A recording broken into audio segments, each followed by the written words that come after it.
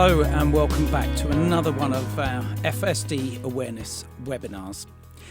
Today we are very privileged to be able to invite a group, an international group of individuals with FASD called the FASD Changemakers. They are the Adult Leadership Collaborative, the ALC, and today we have Kat Griffin, Maggie May and Shannon joining us on the webinar. Now, at the beginning of this webinar, I forgot to press record. So the first question I asked Kat Griffin was, how did the ALC start? Where did it all begin and why? And we, were noticing, hey, it just kind of seems like presentations are being done about individuals with FASD. But we're in the room and, we have a voice and we have something to say. And so, we just started saying, hey, we have something to say. And gradually, people listened. And so our philosophy is that we are bringing change to the world of FASD. We have a unique perspective on FASD, and we want the world to see that. And so it was in 2021 that we went, because for the longest time it was just a small group of us based out of Vancouver, actually. And then in 2021 we went literally international, and now we have 18 members in 7 or 8 countries. Brilliant. So we grew like exponentially in a very short period of time. Can I come in on that actually, because I think this is something that's really, really important. It's about the growth of that group that I wanted to talk about. How did you start communicating with others and finding people of like minds that wanted to make a change? You've called yourselves the Changemakers. I love the name. And it's, first of all, you mentioned that you wanted people to listen to you. What was the initial response when you said, hey, we're in the room, listen to us? What was that response from people? Yeah. So it took a minute. It took a minute for people to hear us. And that's okay. But at the Vancouver FASD international conferences, we started doing small mini keynotes at the beginning of plenaries, introductions to them, and we just gradually just basically got more of a presence. In a very polite way, we just kind of put our foot in the door and then we just wiggled on through. I must say that we've always noticed when we're presenting to professionals of any kind, be it social care, education, medical professionals, as an organization, a charity, when we are asked to present, train up, if you like, some of the professionals, what happens frequently is if it was just myself and Tracy, our founder of the charity, if it were just us, it wouldn't have nearly the same impact. We might be able to present and do remember the lines or be able to create the presentations or something like that to be able to deliver or have that experience, but nothing has the impact on fresh ears as those with living experience. have you found that to be the case for you? I'm going to ask Maggie May. Sorry. Yeah.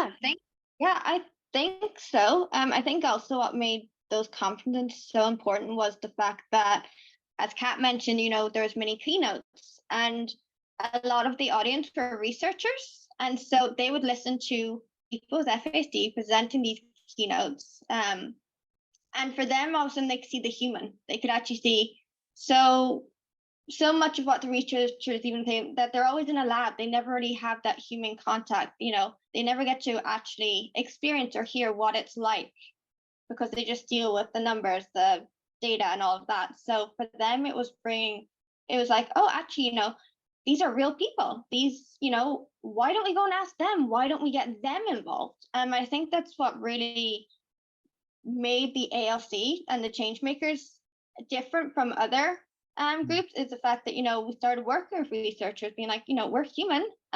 We know, please talk to us, involve us. And that really started something really amazing, and a lot of huge research that I'm sure Kat will probably be able to talk about more, because I wasn't involved, came out of that. But from what came out of it, that's affected everyone with FASD all over the world from seeing it in a different perspective. And to this day, researchers are all of a sudden realizing, nothing about us without us. We need to start involving the people who are actually affected in the research, and getting their input. I think that was one of the reasons I was really excited to also be part of the team, because I was just like, that's never really been done before, especially in the FASD community.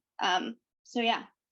Yeah, and it's a very valid point. And Shannon, can I ask you, you're the newest member of the group, so it gives us a perfect in-way, really, to be able to say, how did you get involved and why? What did you notice and that encouraged you to join?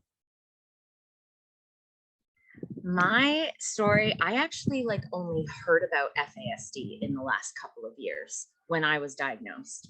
So I am really here as an interested party, because my family came to me. So I started by getting sober. I think that's really common among folks with FASD, is that you are also struggling with addiction. So I'm now sober of cocaine and alcohol, and I think my family and I thought, I'm sorry, someone's doing a renovation in the other, of course, right now. It's fine.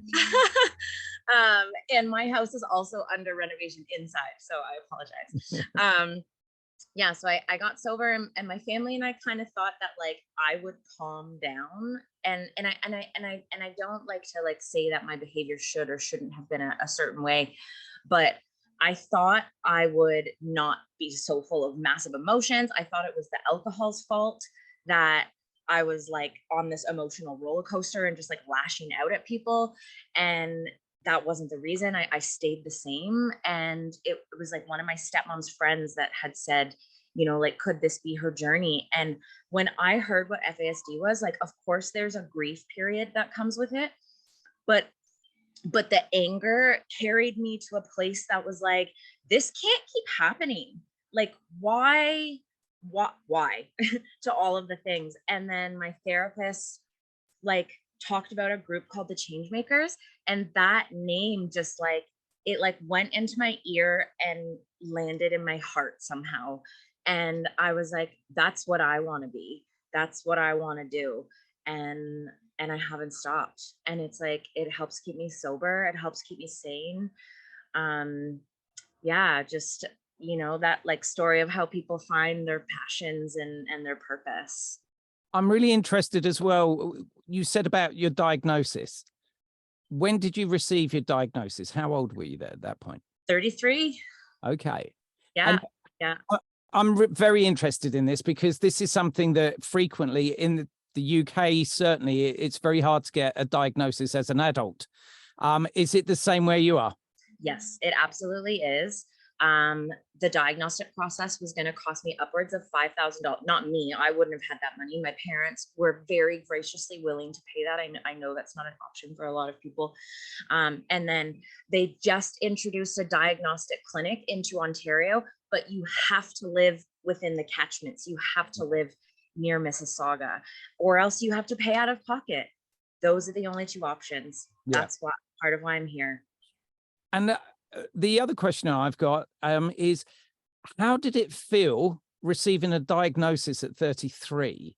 Because I asked the same question to pretty much every person that I interview that has a diagnosis, because I'm really intrigued. There are many people that we come into contact with that don't have a diagnosis, and they're struggling and they want to understand. And so I'm interested to see how you felt about your diagnosis. It was a lot of grief and a lot of relief. And those two interacted. Like I kind of didn't think grief and relief went together, but it was a lot of like, oh, wow, I guess I'm just this way for the rest of my life. And then there was also a lot of, finally, I have an answer for all of the questions I've been asking for the last 25 years. Yes. So that's really how that goes. And that remains that way still to this day. Like I'm a couple years into this now, and I still have days where some days I can only work on acceptance. Yeah. And I have other days where I'm like, yeah, I'm so glad I have this diagnosis. What can I do? So it really is just like, you got to meet yourself where you are. And I'm fascinated. Thank you, Shannon. Kat, I'm fascinated by this discussion. Maggie May mentioned it earlier before we came on air about that grief period. Can you tell us a bit about that grief period? Did you have a similar experience? Yeah. So, I mean, that's the beautiful thing about FASD is that, everyone's journey is their own, right? And not, just like every other individual or every individual with FASD, no one is going to look the same. No one's journey is going to be the same. And so for myself, my journey really, really,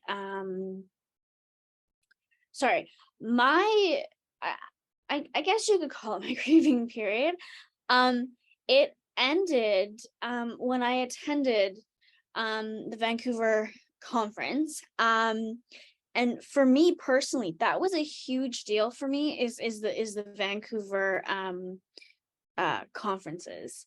And so that was a huge deal. And so one thing that I want to say before I forget, Andrew, is I hope that you know by now, but actually they're coming back.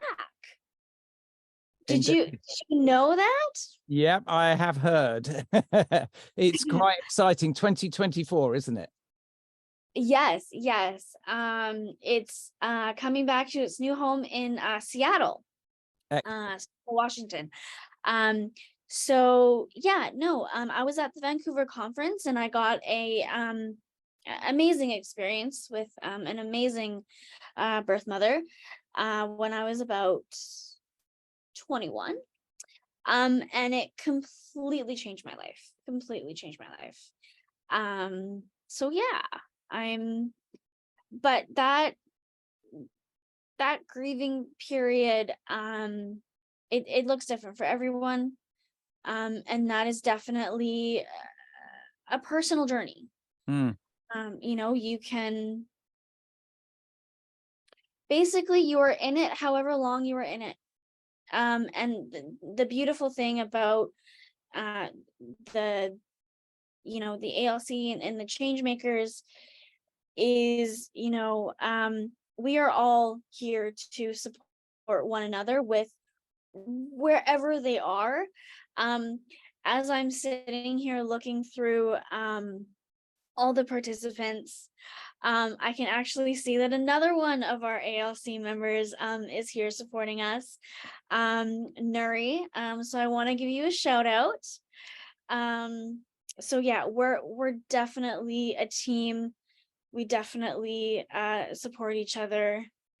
So and it's lovely. I think we see it in our FASD friendship groups and the bonds that develop between like-minded people. Maggie May, I'm going to stay with this this sort of grief period, if you like, because I know that it's something we haven't really touched on in the past. We've always sort of been very positive and upbeat about things. But again, the reality is that you do go through, when you get a diagnosis, you go through that grief period. It's important to understand that, because it's also important to know that, do you know what, you will come out the other side of this, to tell those that are going to be going through the experience. Can you explain your personal experience of that grief period and what that looked like to you? So I think for me, I grew up in care, and so I actually got my diagnosis when I was 4. But my social worker had told my foster parents at the time they couldn't tell me.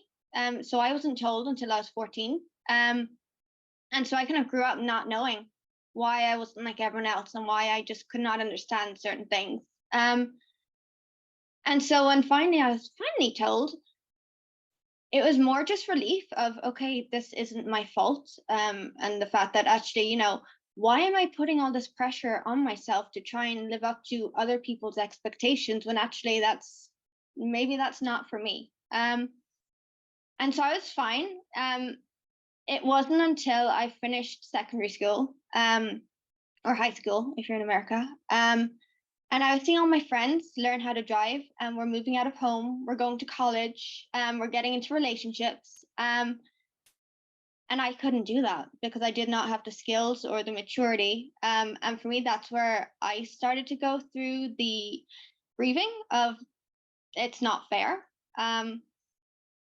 And then I got adopted just before I turned 18. And my mom at the time was doing FASD trainings and everything. And before then, she just referred to me when she was doing training as examples. And then once I was 18, I could. And she asked me, do you want to go? And I was like, at this point, I was just like really sick of FASD and I was like depressed. And I did something like this where we were just talking. And I remember these 2 foster parents came up and be like, you know, my child keeps doing this and I just don't understand. And I was like, well, this is why he's doing it. I totally know why your kid's doing this, because that is exactly how I'd react. Try this. And then they came back 2 years later and they were like, you've completely changed our lives. My son is all of a sudden understanding himself. We are understanding him. We're able to deal with obstacles before they turn into huge meltdowns. And we're able to explain it to him. For me, that's where I finally got through to the other side of my grief of being like, I have FASD. It's for the rest of my life. I can either stay in this place where I'm just hating it and just thinking the world is unfair, or I can be like, screw it. Let's go with it. Let's try and make other people's lives easier. And that leads beautifully onto a point that I wanted to come to next, was the fact that you've got quite a large, I think, how many different people do you have, Kat, in your organization now? How many are in the Changemakers? Because we had a question, how many different countries? I believe there's 7 countries, 7 or 8 that you have members. Yeah. So there's 18 of us. Yeah. And yeah, there's seven or 8. Want me to name the countries? 7. I just got confirmation. It's 7 countries that we have. Yeah. So the countries are Canada, USA. I gotta go in the globe here. Australia, New Zealand, Netherlands, Ireland, Norway. Norway. 7. Very good. And I'm sure you'd be very happy to welcome more as well from other nations. And totally. I think what I'm interested, Maggie May, you touched on it there, and I think it's very interesting. I've got this as an outsider in a way. I would be very interested in, we have a lot of different families that come for support, and you mentioned about the support that you were able to offer, and they come back and they say how impactful that was. Now, we offer resources, advice, and experience through our lived experience. But one of the things I wanted to ask was, with such a group of individuals with diagnosis of FASD, what would you say are, for those that are completely unaware of, we've got 428 comorbidities, so it's a vast spectrum, and I get that, I totally get that, but what would you say are the most consistent issues that you have to manage on a daily basis? Are there any consistent ones that all of you go, oh yeah, I've got that, I struggle with that, I do this, I do that? I'm really interested with that, because I know there will be a lot of professionals that want to understand more that are on this call. So I think, that would be a really good part. Shannon, can I ask you to start with what you feel are the most consistent issues that you have to manage on a daily basis? I need so much sleep. So much damn sleep. It is annoying sometimes. And I still grieve for that. I'm like cranky and I'm just like, oh, I just have to go take a nap and then I'll be fine. But I don't want to nap for 2 hours, but I have to. So like constant fatigue, like really, really low energy, even when I am doing things, like I participate in a low energy way. Lots of ear stuff, jaw stuff, and like neck and spine stuff. Those are my, and just like a general, like when the emotions are high, I feel like someone's lit my body on fire. Right. It's really fun. I'm sure. Thank you, Shannon. Kat, can I ask you what you've found to be the consistent issues you manage on a daily basis? Yeah. So for me, it would be anxiety. As we know, FASD and anxiety are best of friends. So that, and then for me, I really struggle with short-term memory. I really struggle with time management, organization, money management, impulsivity, those things.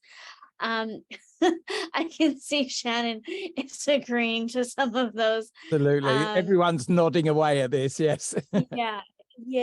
I would say those are the pretty common ones. Yeah. But I would say the one that I've noticed that with all 18 of us, that we all have is humor.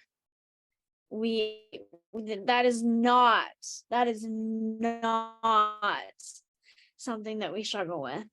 We have a good sense of humor. And do you know what? I find this fascinating, because I totally agree. I totally agree. Everybody that we are connected with, I think that also comes out of a creativity, doesn't it? Because there is so many of our diagnosed individuals come to us and they have creativity. It might be musical, it might be artistic, and it frequently is through humor. Maggie May, we just had our support group, our friendship group, 11 to 16-year-olds from all over the world come and sit in on that friendship group. And the one thing that, apart from food, talking about food and animals, that's the other given that is always going to crop up, but the sense of humor that everybody has, it's a uniting force. Would you agree with that, Maggie May? Yeah, definitely. I think I can personally speak, like for me, it's how I cope if I get overwhelmed or I'm in a situation where I don't know I use humor to get out of it. But I think also going back to the what we all have in common, and I think a lot of individuals, whether diagnosed or not, we tend to come down with health conditions that like might not be suitable for our ages. For example, I know individuals who are in their 30s and they've been diagnosed with arthritis, and very often that makes it very difficult because you go to doctors and you're too young to have that, or no, that doesn't affect your age group, or no. When in fact, when you have FASD, it just affects us differently, where actually these conditions are affecting us much younger and actually at a much more, the numbers are much more higher than you think. It's just that very often we don't get diagnosed with it. I think that was a huge focus on the health survey, Kat, that you and Myles or was it Emily, that you, Myles and CJ and Emily Hargrove were a part of creating, but you probably know about it a little bit more than I do, where it was like this, where there was a discussion happening about, oh, I've got my hips keep dislocating and I've this and I've this. And all of a sudden that started a huge conversation with researchers being like, oh, hold on, we've got these huge numbers coming in of these conditions that shouldn't be affecting them. We're going to look into it more. And then what came out of that was this huge research about the fact that actually FASD for so long was just thought of as affecting the brain. Whereas from the research, like, oh no, it's a whole, like you said, there's 428 comorbidities that can affect any part of your body. And I think that's something that we can all share universally, is like, at some point we're going to get this weird condition or be diagnosed with something that we probably, no one else, if you didn't have FASD, wouldn't get diagnosed with it at that age. And it's to be aware of that, so that actually if you are experiencing these symptoms, or that, don't be scared to be like, oh, I'm too young to have this. Actually go to a doctor and be like, actually FASD, it's very likely it could be this condition. So don't rule it out. Kat, it brings nicely onto you. Can you explain a little bit more about that research?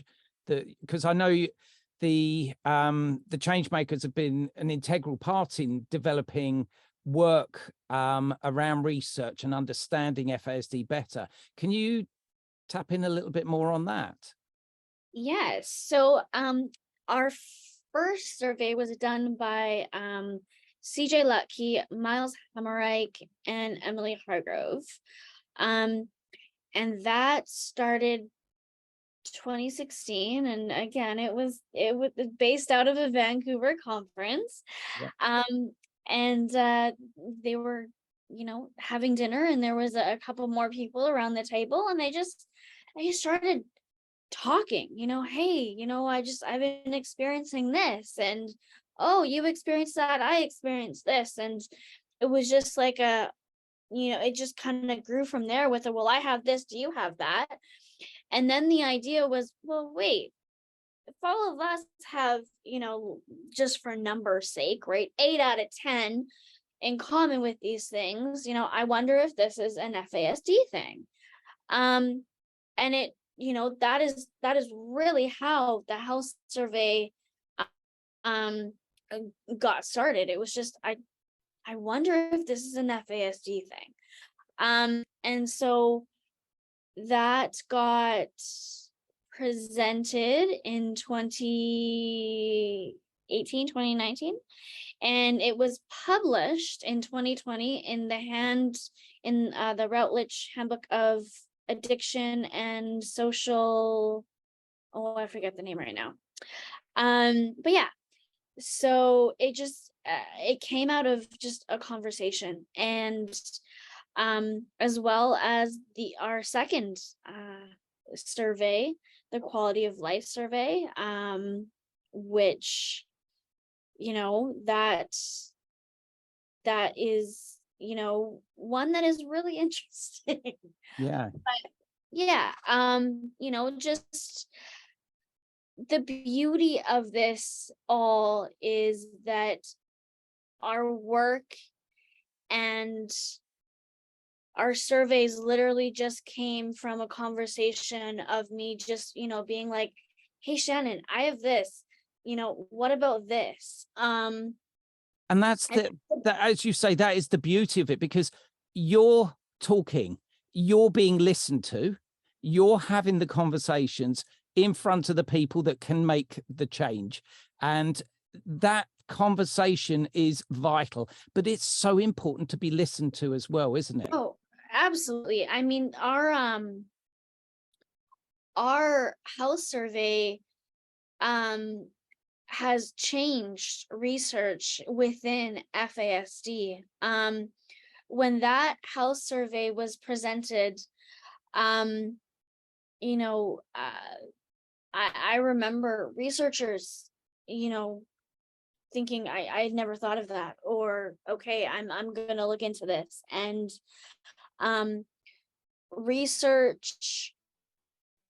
researchers have changed their work to look into what we came up with, and they are replicating the findings, going, oh, yep, this is a thing. Yeah, absolutely. And all credit to you for putting yourselves out there and having that opportunity to do that. Now, I'm also intrigued the fact that through different countries, you've all talk and chat amongst yourselves about your own situations within your own countries. Can you explain a little bit about how policies and government policy on your health services differ? Is there a big difference, or is there a universal failing really amongst every country in their national health service to support FASD? I'll come to you, Shannon, if I may, first on that one. I'll work my way around everybody because you've all got your own views on this, I'm sure. There's absolutely a universal failing. That is no question about it. The fact that I've had diagnosis of just like major depressive disorder, anxiety, borderline personality disorder, bipolar, complex trauma, PTSD, like all of those diagnoses that are so often diagnosed. And then it turns out it was FASD. Like, yes. That's so many of our healthcare dollars that have been wasted. So much of my time that has been wasted. So much of our providers' time that have been wasted. But I do know that here in Canada, we are a little bit farther along than some places, like where they're even having to try to get FASD recognized as a disability in the first place. And then here in Canada, we're fighting with Bill C-38, trying to get the government to pay us, I think it's Bill C-38, trying to get the government to pay us a disability rate that's above the poverty line. I have a disability income of $1,100 every month. My rent was $1,000. And so you can imagine the kind of life I was living. Now I'm back home living with my parents, but not everybody has that option. So we need more help in housing. We need more help in addictions, and we need more help with developmental services, as well as just a disability income.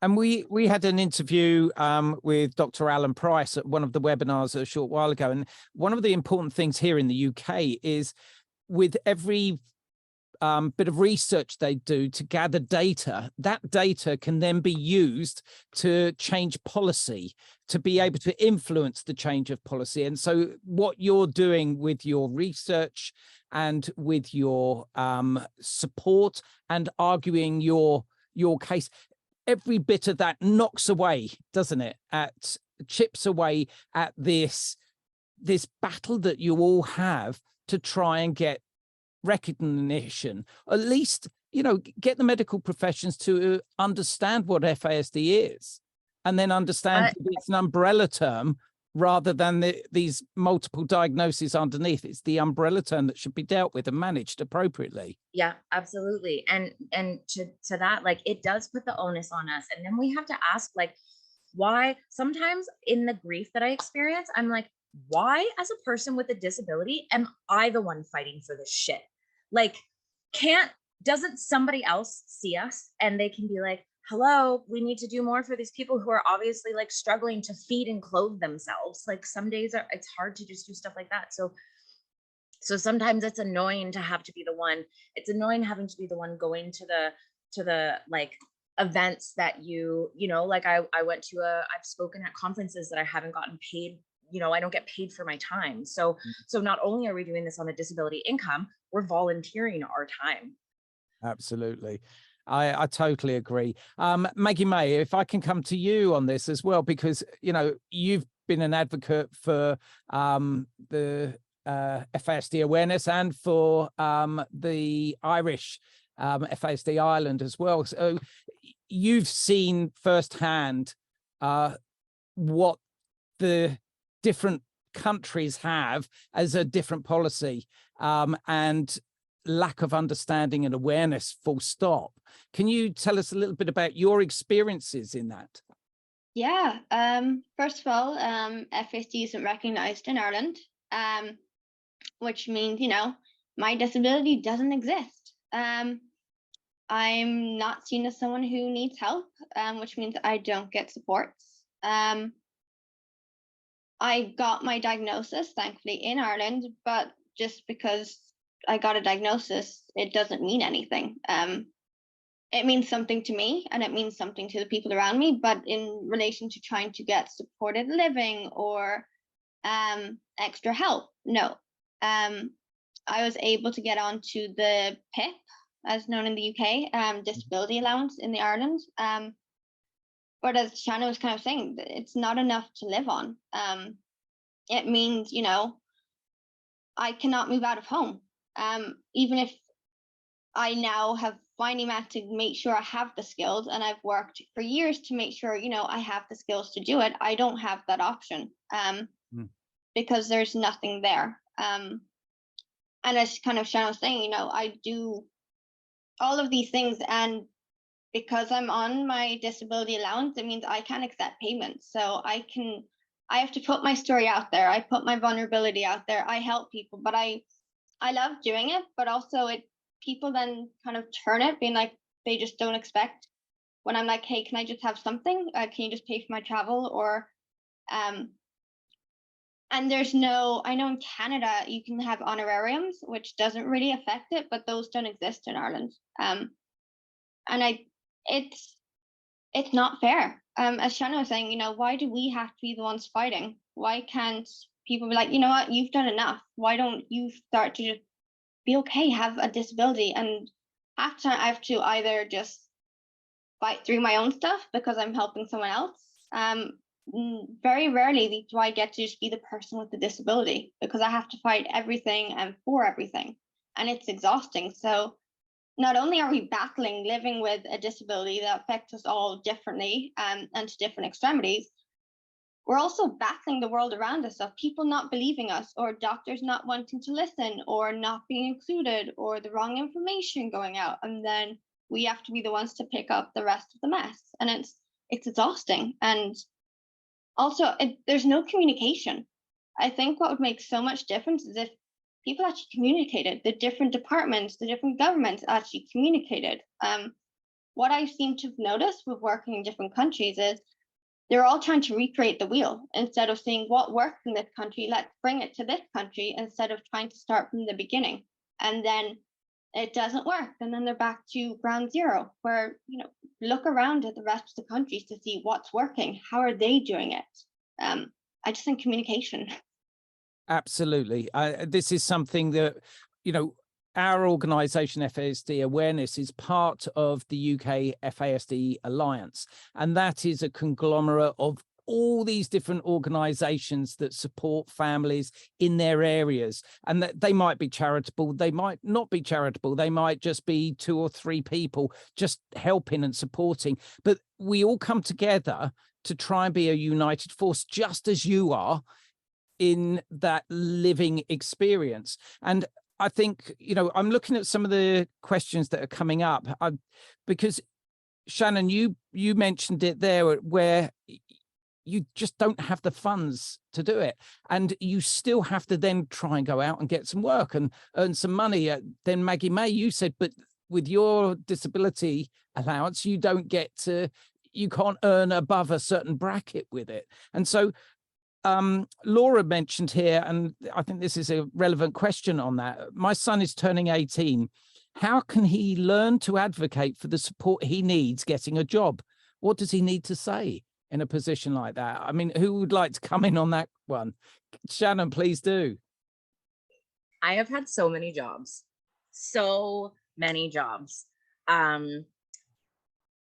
Sometimes I'm like, I wonder if I wrote down all of the jobs, if I could remember them all. Like it's not even possible.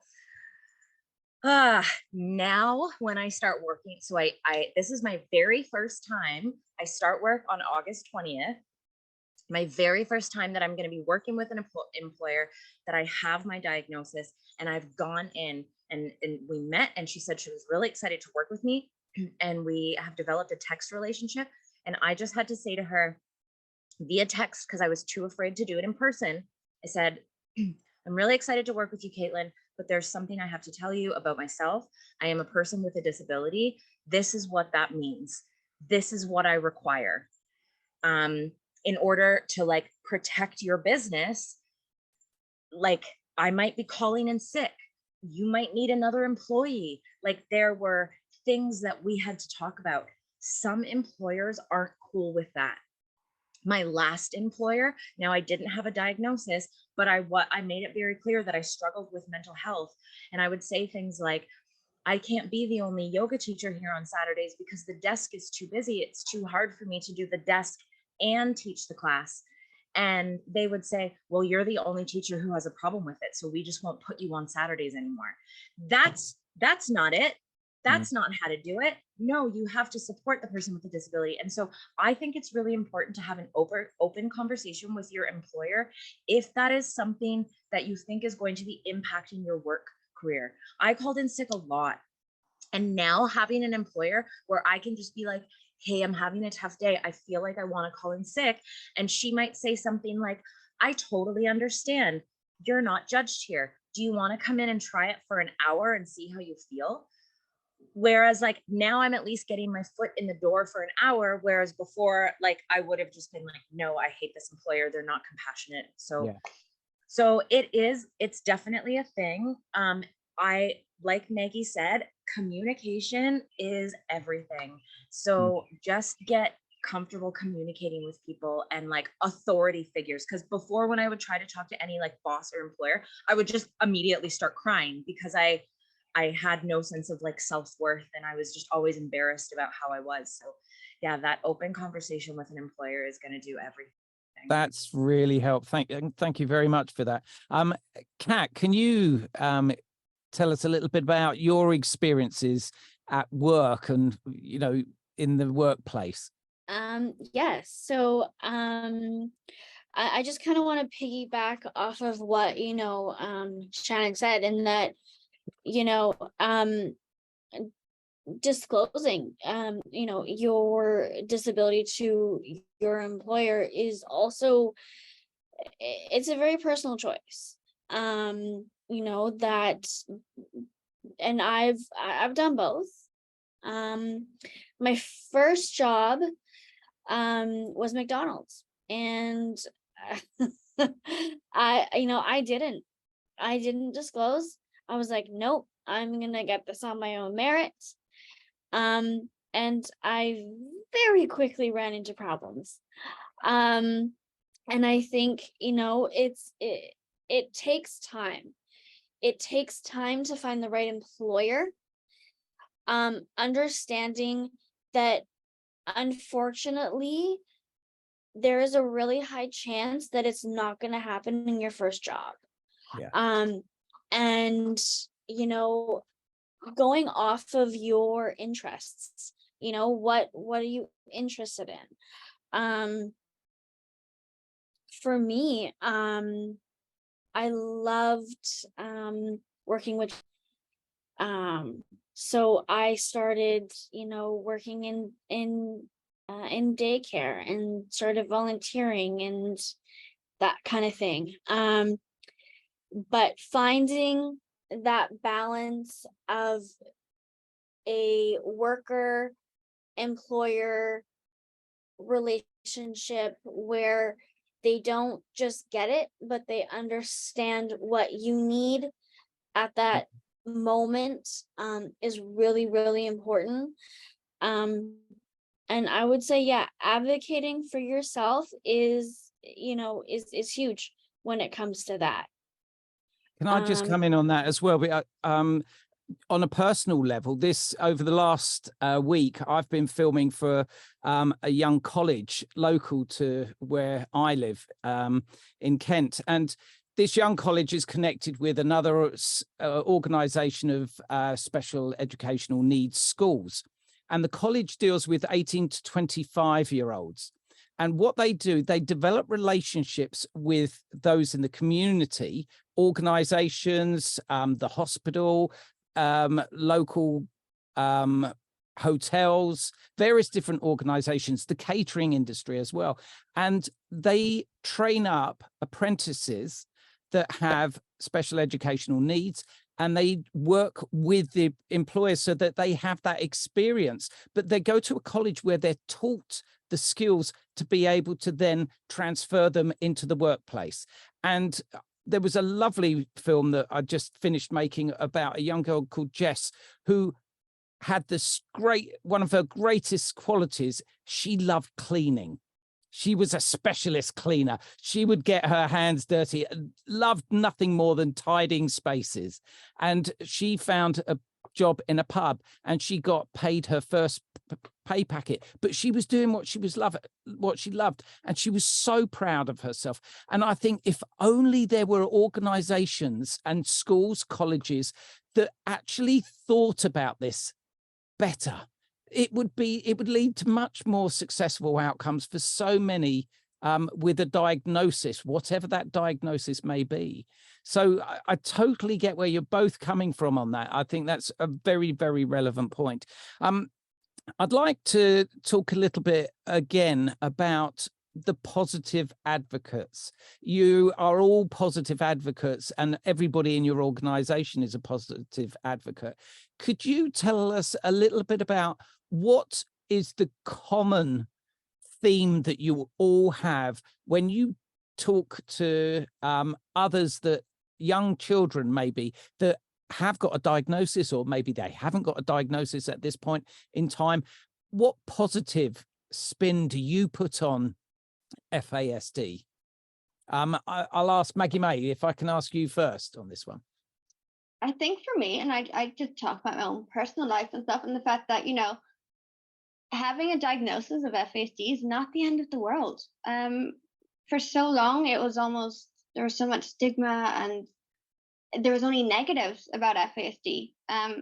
And so people, you know, didn't want to have a diagnosis, or ashamed to even say they had FASD. And I think what is so amazing about what the ALC and FASD Changemakers do, and actually other advocates, self-advocates of FASD, is they're like, no, we can achieve anything. Like Shannon and Kat have been saying, with scaffolding, with support, with advocating of, like, when it comes to job, for me, I'm very lucky in my current job because they're an FASD organization. But I was able to say, I can't work full time.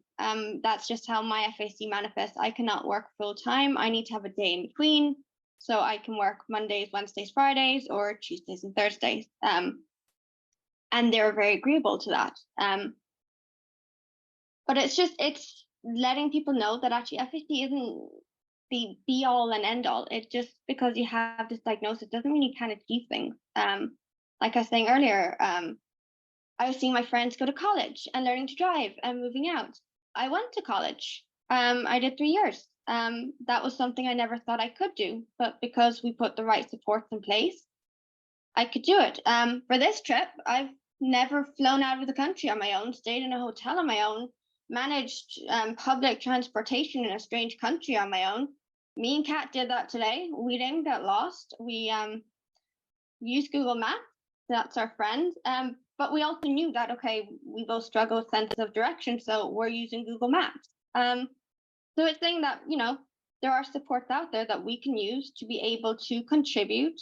And I think that is what a lot of people with FASD want. We want to work. We want to experience it. And we deserve to have that opportunity. We deserve to be able to experience what our peers do, and to have not be set up to fail. So yeah, I think that, yeah.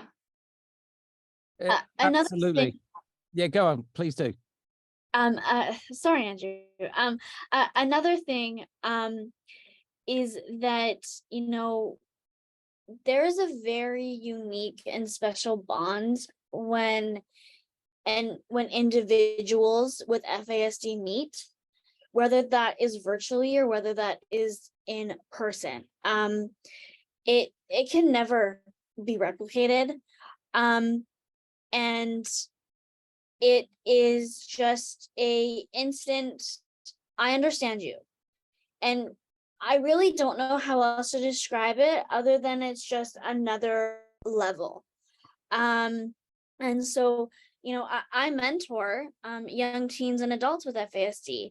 And so one of the things that I find is, when I say to them, I have FASD as well.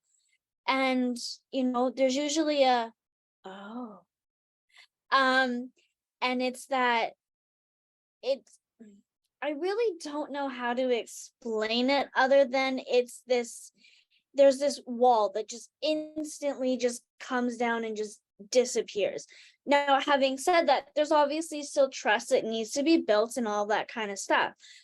But when I do mentoring, when, I say to my mentees, I understand exactly what you're saying. They don't have to question it. And that's just like, when talking with Shannon, when talking with Maggie, I can say, yeah, Maggie, I completely get you. I understand what you're saying. And this is exactly the reason why we've invited Maggie to host our friendship groups, because Tracy and I we would be a fraud to say we understand where you're coming from. We can't possibly understand. We can have a perception of it. We can try and empathize in the best possible intentions. However, we cannot possibly imagine exactly what you're going through or how you're living with it, or be able to understand. I love those moments when whoever I'm interviewing, I love those moments when they talk about this eureka moment, when somebody goes, yeah, you've got it. Yeah, you've got me. I'm invested in you now. You can mentor me. I will let you mentor me because I'm invested in you. I believe in you and I trust you. That is such an important part of your role, really. Shannon, you mentioned about the fact that you shouldn't have to be doing this, but does it give you a sense of pride in yourself that you are able to do this? Absolutely. Yeah. And yes, I should have given the caveat that I do love getting to do this. That's a given. I can see that. And absolutely it does. It brings value to my life. It's just a reminder that I'm not broken. I'm not a burden. I'm not a mistake. I'm not a screw up. It's and the positive spin that I like to put on this, when I talk to parents of kids or people even with FASD themselves, I remember listening to a podcast once on CBC. It was called The Myth of Normal, not to be confused with The Myth of Normal by Gabor Mate. And it said that the world couldn't have evolved without neurodivergent people. They were the people who, when the rest of the people in the cave went out to go hunt or take care of the children, they said, no, I want to stay behind. And well, they didn't say it because they didn't have words yet, but they wanted to play with bird bones and figure out that the bones were hollow, and that if you mashed the red petals in a certain way, they created paint. And if you blew the paint through the hollow bird bones, it created pictures on the cave walls. That's what neurodivergent people figured out. That's what we're doing here. We're creating new pathways and bringing in new perspectives. I love that. That's a lovely description. Thank you. I want to ask, because we're coming towards the end now, and I've always think positivity. We've had significant change in the UK over the last 2 years, it should, we hope, give us enough ammunition to be able to fight the case and continue to push for local authorities to change their approach to understanding FASD and set up these neurodevelopmental pathways, focusing with FASD as a big part of that. But also it's really important for us to be able to look at the management plans that support and scaffold those individuals with the diagnosis. It's all very good and proper to get a diagnosis, but what do you do with it if you haven't got the management plan and that scaffolding surrounding those individuals? What would you like to see, let's say in 5 years? This is going to be a question for each of you, but in the next 5 years, if we keep it brief, what would you like to see in the next 5 years? Kat, I'm going to bring you in first on that. So in the next 5 years, where would you like to see your ideal plan? Okay. So definitely to see more FASD conferences. I love those.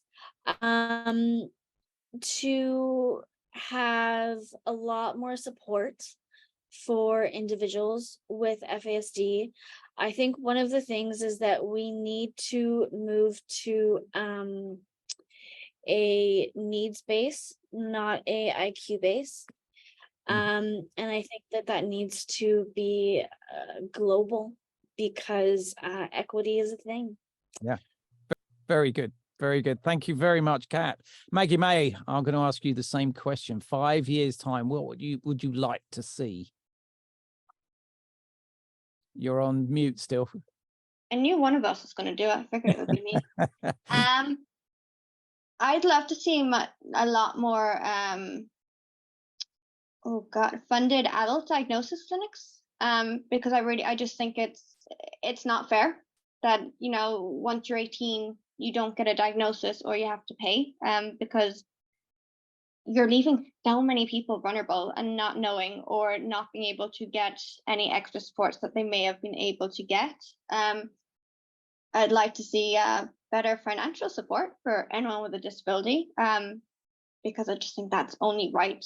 And also, as Kat was saying, like the FASD conferences, like I think if you're working or associated with anyone in the FASD field, they need to be going to FASD conferences, because of the wealth of knowledge. There was one in Salford, Manchester that I attended, and the knowledge and the research and just the ideas of what could happen in 10 years or how diagnosing could change in 10 years was mind-blowing. And I just think there's so much information and knowledge to be learned from these FASD conferences. And so very often I see people who work in the FASD field, but actually when you actually question them, they actually don't really know what it's like. They've read it from books or they've learned the official stuff, but actually they don't know what it's like working with someone with FASD. And these conferences are so huge because you get to meet people with FASD who want to answer questions.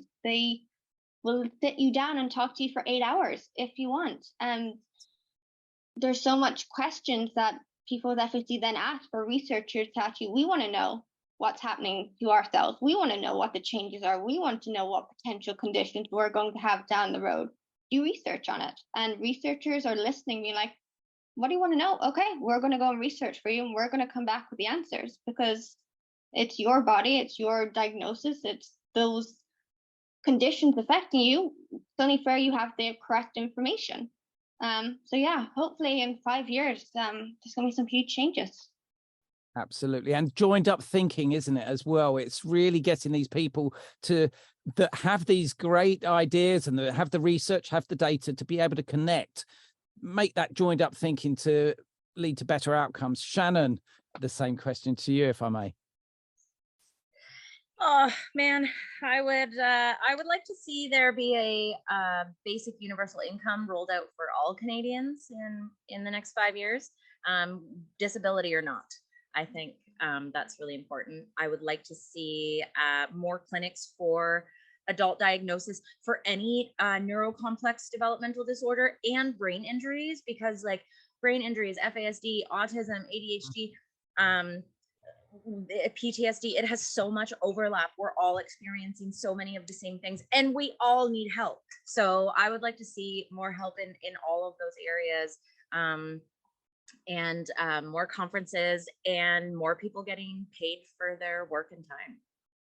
Yeah, I totally agree. I'm going to add my own little anecdote, if I may, or my own idea. I would love to see more funding available to be able to support a better understanding of FASD in the future, and certainly to be able to get that joined up thinking and actually execute the great ideas that are already out there. And also to hear a lot more from you guys, because we've all thoroughly enjoyed it.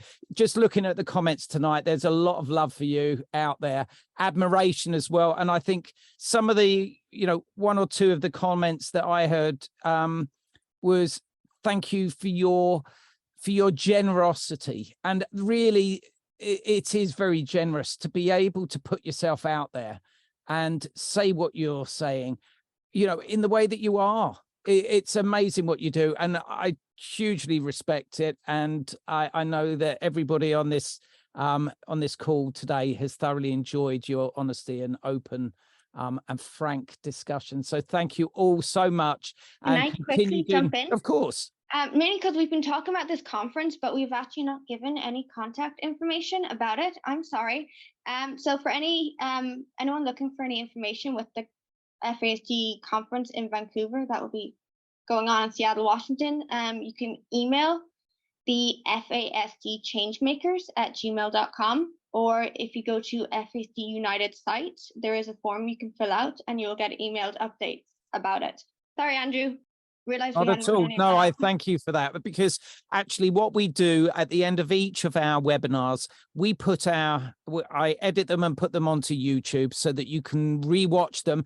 And in the information on there, I will be putting all these links as well. So thank you very much for that. Really appreciated it.